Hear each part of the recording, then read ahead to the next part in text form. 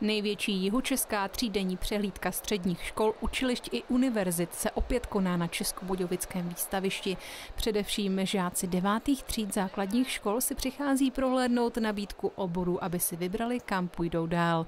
Svůj stánek tu má i střední škola obchodní Husova 9, která nabízí širokou nabídku studijních programů a zároveň pořádá opět veletrh fiktivních firem. 11.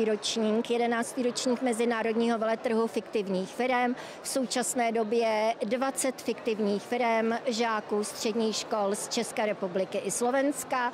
Opět budeme obchodovat, opět se tady budou realizovat fiktivní obchody, předvádět žáci své umění obchodní a samozřejmě i prezentace, soutěž o nejlepší katalog. Máme 2 dny plné soutěžního klání. Žáci středních škol si díky této soutěži vyzkouší, co vše potřebují v podnikání, jak funguje trh a co platí na zákazníky.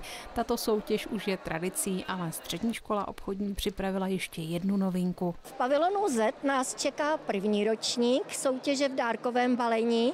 Je to soutěž žáků středních škol oboru prodavač, obchodník a prodavačské práce. Z 18 škol soutěžilo 24 žáků a ve 3 disciplínách zabalili dárkově lahev, připravili dárek k narození miminka a opravili co nejlépe propagační stánek. V této soutěži uspěli v jednotlivých kategoriích týmy ze střední školy obchodní Husova 9, ze střední školy služeb a podnikání Ostrava Poruba a také ze střední odborné školy ze Znojma. Eliška Piskačová, Jihočeská televize.